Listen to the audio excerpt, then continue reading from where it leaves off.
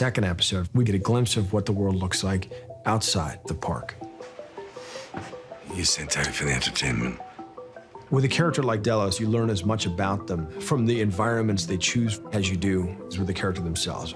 This a retirement party? We knew we had to convey in shorthand who this person was. More like a coronation, but not mine. He's a self-made man. The accent suggests he's not from a place that has palm trees, and yet here he is on a palm-lined estate somewhere.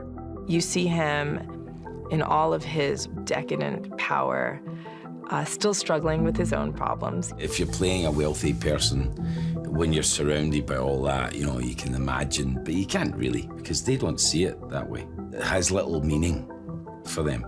Power is their thing. Our arrangement's been a perfect fit. You stepping down doesn't help me at all. Nor me. And I was told I might not have to. An astute viewer will pick up in that scene that he's perhaps ailing, and that there is something that they are working on that may be able to fix that ailment. Acting in the Delos mansion, it was a completely different world. It was really beautiful. It was very strange. It was like being on another show. I think the first time I was actually in a modern set in a new dress, but yet still playing the same essence of Dolores. Even though you're in a different place, how does that new world inform us about the character story? Jonah and Howard Cummings and myself spent a lot of time talking about the type of wealth that James Delos would have accrued over his time. And after a lot of searching up and down the coast of California, we found this beautiful property in Malibu. There was 7 acres of rose gardens, an indoor pool and an outdoor pool, but we also found a family home that was warm and had a subtle opulence to it.